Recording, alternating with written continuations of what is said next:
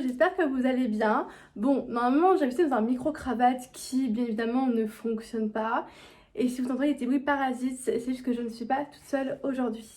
Je vous ai fait un petit sondage sur Instagram de sujet de la vidéo d'aujourd'hui qui portera sur comment reconnaître les signes de l'univers, comment reconnaître les signes de vos guides ou des esprits de manière générale. C'est un sujet qui revient énormément dans mes commentaires, sous mes posts quand je parle d'esprit et je vous comprends. Aujourd'hui, on va démystifier beaucoup de choses, je vais vous donner des conseils pour percevoir un petit peu mieux et aussi pour mieux comprendre. Je demande d'avoir un signe. Comment ça se passe? Dans l'astral, en fait, nous sommes un canal énergétique. D'accord? Nous avons notre partie subliminale, nos corps énergétiques dans l'astral, qui contient aussi notre esprit. C'est par là qu'on fait des soins énergétiques, on peut faire des communications, etc., etc. En fait, les esprits vont venir dans nos énergies afin de manipuler nos énergies, justement. On va dire que nous avons toute notre petite bulle d'énergie, nous avons tout notre petit plan dans l'astral, on va dire ça comme ça pour faire gros. Et les esprits vont venir justement à côté de nous, dans nos énergies, pour les manipuler et nous faire voir certaines choses. Et pour cela qu'on peut être attiré par exemple un livre ou un objet ou une personne sans trop d'explications et comme par hasard, trouver des réponses dans cela. Pour moi, quand les gens disent on va demander à l'univers, simplement émettre une demande, émettre une énergie qui a passé par votre canal, arriver dans vos énergies, qui en face vont capter les esprits. Parce que quand on est médium, on ne demande pas des signes comme ça, on va avoir les réponses parce qu'il y a des communications directes qui vont se faire. Mais ça, on va en parler plus tard. Il y a de nombreux esprits et entités qui sont dans nos énergies autour de nous et c'est totalement normal que ce soit nos défunts, des esprits animaux ou tout autre d'ailleurs. La notion de bien et de mal est tellement différente de nous et les notions ne sont pas les mêmes. Ça, on abordera le sujet des esprits guides dans une vidéo à part entière. Les rêves, une grande partie, très difficile à cerner mais pourtant il y a de grandes réponses dans cela. Il y a des gens qui vont faire des demandes pour avoir des réponses dans leurs rêves. Ça fonctionne pas pour tout le monde. Et ça, c'est pareil pour tout ce que je vous ai dit, on est tous différents. Donc on sera pas tous réceptifs à la même chose. Personnellement, j'ai fait le test de demander des réponses dans des rêves et croyez-moi, j'en ai jamais eu. Alors c'est totalement à côté de la plaque. Ça n'a strictement rien à voir et c'est pas l'esprit en question. Parce qu'il ne fonctionne pas comme ça. Ce qui est très compliqué justement avec les rêves, c'est qu'il y a une partie scientifique, le cerveau va enregistrer. Il va donner des visions, etc. Puisqu'il va travailler tout au long de la nuit, il va apprendre, etc. etc. Mais d'un côté, il y a des choses qui ne trompent pas. Pour les communications dans les rêves, il y a des choses, des éléments qu'on se souvient de manière trop précise. Quand on vous regarde dans les yeux, quand vous voyez des chiffres ou vous savez compter, c'est quelque chose qui est très difficile dans les rêves de base et pour le cerveau. Donc, vous pouvez vous pencher là-dessus et vous référer à tous ces petits signes, pourquoi pas. Et ça, c'est toujours de manière indirecte. Beaucoup me disent, voilà, je vois des lignées de chiffres dans mes rêves, c'est bien. J'en ai eu aussi, j'ai eu des phrases. Après, c'est pas la phrase en elle-même, parce que vous allez voir qu'elle a aucune logique, c'est normal, c'est l'astral. L'astral n'a pas du tout la même logique que nous. Et il va falloir déchiffrer tout ça. Il va falloir essayer de comprendre la notion derrière. Un chiffre, regardez la numérologie. S'il y a une couleur, regardez la correspondance de la couleur derrière et alliez tout. Faites comme une petite enquête et vous allez relier les pièces du puzzle qui vous donneront des indices. Encore une fois, fiez-vous à votre intuition. Il y a des choses qui vont vous paraître un peu absurdes et c'est normal. Votre esprit, il sait, vous voyez ce que je veux dire, c'est aligné avec tous vos corps. Il y a des choses qui vont vous paraître pas forcément claires et pas alignées avec les choses que vous comprenez. En parlant nombre, les heures miroirs. Les heures miroirs. Oui, tout le monde en voit partout. Et c'est un peu ça le problème. À force d'en voir, on est vraiment perdu. Les choses qu'il faut retenir quand on fait des demandes comme ça, c'est il faut les oublier.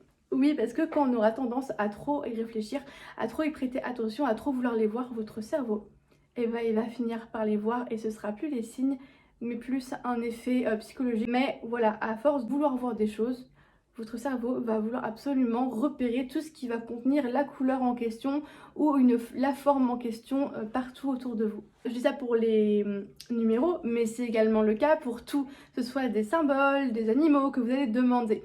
Oui, des personnes font des demandes. Si je suis sur le bon chemin, montrez-moi une voiture rouge. Déjà dit, il n'y a pas de bon ou de mauvais chemin, toutes les choses à apprendre, la notion de bien, de mal, de bon, mauvais, c'est pas la même notion.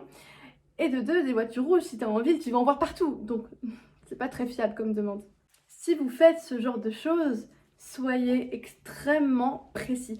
Personnellement, c'est pas quelque chose que je pratique, c'est pas du tout la manière de communication que je fais, étant médium, comme je vous l'ai expliqué, mais ça peut être un moyen d'entraînement, simplement de peut-être essayer de se connecter au lien avec l'esprit en face ou avec des énergies autour de vous.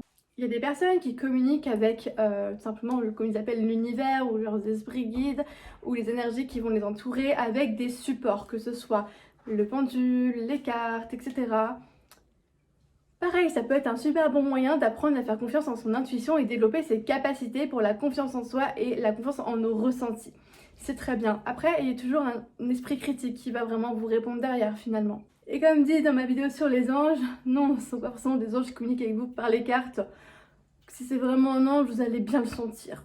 Finalement, les signes qu'on vous envoie sont très souvent des synchronicités et des correspondances. Par exemple, j'ai une personne de ma famille, parce que oui, une famille est pratiquante, quoi de mieux, et elle était en train de travailler sur ces flammes. Bon, c'est un sujet que je maîtrise pas, les flammes vertes, machin, bref, on s'en fiche.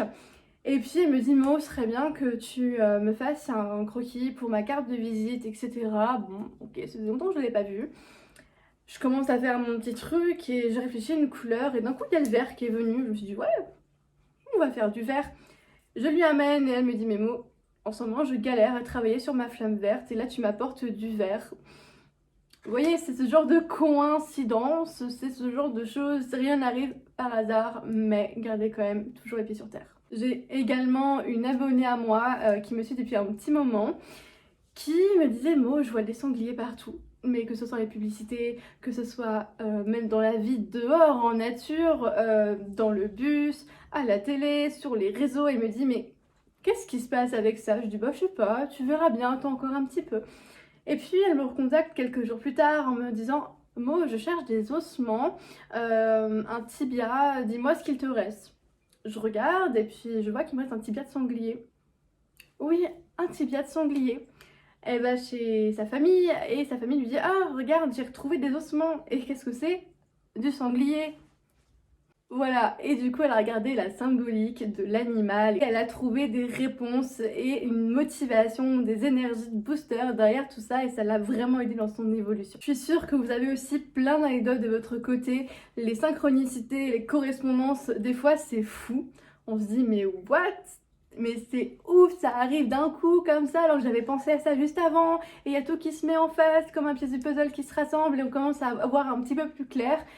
Oui, sauf que tout ça, ce sont des choses qu'il faut voir. Soyez attentive ou attentif, pardon, au monde subtil, à tout ce qui va vous entourer. Tout n'est pas dans la matière. Beaucoup de choses passent par le ressenti, par l'attirance envers certains objets ou certains livres, mais ils vous font aussi rencontrer des personnes qui vont vous apporter des connaissances ou simplement vous mettre des mots sur certains blocages et en prendre conscience. J'ai encore une anecdote qui est folle d'une amie à moi qui travaillait dans un crématorium. Oui, c'est pas très jojo, mais voilà, elle a fait la crémation comme à son habitude et en ouvrant le four, elle a vu une plume sur le tas de cendres, ce qui était nickel. Encore une fois, il y a des questions à se poser. Parlons de plumes, beaucoup de personnes me disent « Mo, j'ai vu une plume blanche sur mon chemin, qu'est-ce que ça veut dire ?» Bah, je vous dirais peut-être qu'il y a un pigeon qui s'est fait buter par un chat la veille. Oui, c'est un petit peu violent, mais vous voyez, des plumes, il y en a vraiment partout, surtout si vous habitez en ville. Encore, il y aurait un chemin aligné tout droit de plumes dans la nature, dans la forêt, là ouais, là on se pose des questions. Mais si vous allez dans une ferme et que vous avez demandé à avoir des poils de poule, oui, des plumes, pardon, des plumes de poule, c'est pas forcément un signe. J'espère que vous voyez un petit peu la nuance entre les signes qui sont vraiment flagrants, même s'il y en a qui sont vachement subtils, il faut pas en voir partout non plus. Pareil, quand on a des idées qui surgissent comme ça nulle part, on sait pas d'où, alors qu'on était sur une problématique depuis un petit moment, on n'y arrivait pas. Oui, il faut prendre du recul, déjà d'une. Mais des fois, on vous pape une petite énergie comme ça et du coup, simplement, on vous ouvre une porte et c'est à vous de l'emprunter. Gardez en tête que chaque esprit est vraiment différent, aura sa propre manière de communiquer avec vous à travers vos filtres et aussi vos perceptions des choses. Ils s'adaptent, la plupart s'adaptent. Pas tous, mais il y en a. Il y a des personnes dans ces communication, dans cette consultation, qui vont juste croiser leurs sources et faire des confirmations parce que elles ont déjà reçu le message, c'est juste que c'est tellement subtil qu'elles s'en rendent pas compte, tout simplement. Il y a mille et une façons de communiquer, de percevoir, de capter les signes qu'on vous envoie. Ça dépend de vous, ça dépend de l'extérieur et de vos pratiques. Faites-vous confiance en vos ressentis parce que plus vous allez avoir confiance en vos ressentis, plus vous allez avoir confiance en vous et évoluer dans vos développements de capacités. N'oubliez pas que la plupart des communications passent par là. Parce qu'on ne voit pas avec les yeux, mais avec l'esprit. Les communications se font d'âme à âme, ou d'esprit à esprit, comme vous voulez. Parce que tout n'a pas d'âme forcément. J'espère que cette petite vidéo vous aura plu. Bon, j'essaie d'être un petit peu organisée. Bon, finalement, on a fait au feeling, hein, comme d'habitude. Prenez soin de vous et on se dit à bientôt, que ce soit sur les réseaux, Insta, TikTok ou sur YouTube. Prenez soin de vous.